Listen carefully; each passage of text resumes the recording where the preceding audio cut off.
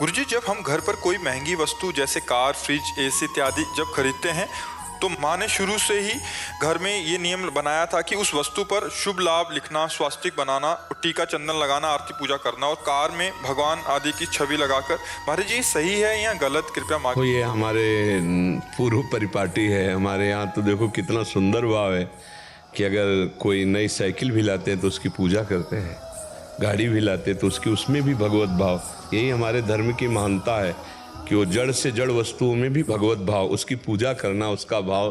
तो इसमें बहुत सुंदर भाव है, कोई इसमें अमंगल भाव नहीं है।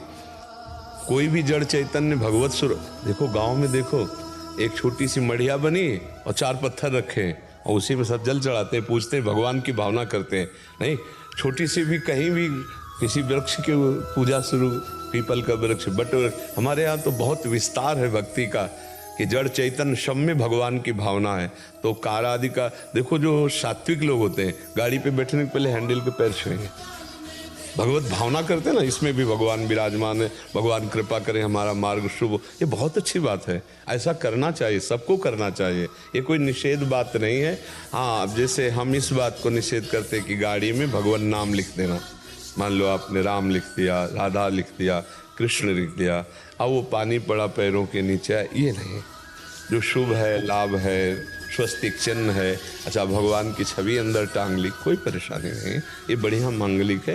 लेकिन भगवान नामों को गाड़ी में ना लिखा जाए।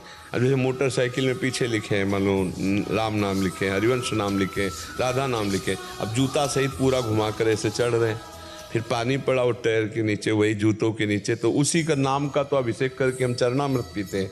जो सिंहासन में नाम विराजमान, वही नाम का आदर करना हम सीखें, नाम ना लिखें ऐसा। हाँ, और खूब भगवान की छवि टांग ले, भगवान की भावना करें। गाड़ी भी भगवान का स्वरूप है, तो कितना बढ़िया स्वरूप है। गांव में तो हमने देखा, नया हल बनता है तो उसकी भी पूजा होती, हल जोतले, कितना सब जगह जगह केवल भगवत भावना ही है।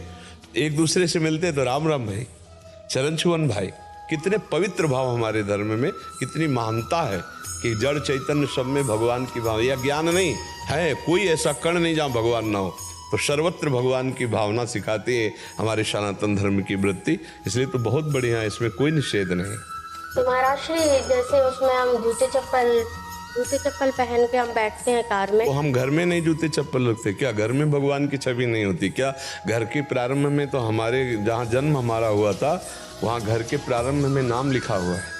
हम जब छोटे थे तो जब दीपावली को गेरू से पूरा मकान पोता जाता था तो फिर सुंदर खड़िया से लिखा जाता था, बीच में लिखा गया श्री कृष्ण गोविंद हरे मुरारे हे नाथ नारायण वासुदेव, इधर हरे कृष्ण हरे, और इधर श्री राम जय जय राम, और 2-3 तखत पड़े रहते, संत महात्मा आते रहते। बड़ा मंगल, उन्हीं का सब चरण प्रसाद कि भगवत मार्ग में आए। तो गाड़ी भी तो घर ही है ना, उसमें ऐसी भावना क्यों करे? घर में क्या जूता चप्पल पहन कर नहीं रहते? अरे एक जगह घर में पूजा गृह बना होता तो ठीक, थोड़ी दूर उसके बाद रसोई होती है, तो फिर कहीं शौचालय भी होता है। पूरा मकान तभी होता है, शौचालय होता है ना। तो फिर एक जगह पूजा गृह है, एक जगह रसोई है, एक जगह शौचालय।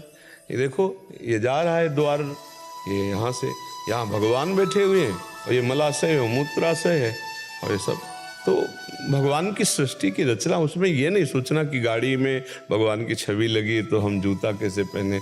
घर में नहीं जाते, जहाँ हम दरवाजे से अंदर हो तो ठाकुर जी विराजमान है, जूता चप्पल पहने सब अपने घर के कार्य करते हैं, घर में रहते हैं। तो भगवान भी तो हमारे कोई बहुत अलग थोड़ी हैं। हाँ, पूजा गृह में जूता पहनकर नहीं जाएंगे। अब ऐसे छवि टंगी हुई अपने कमरे में तो उसी में शयन करते हैं, उसी में पादुका पहनकर जाते हैं।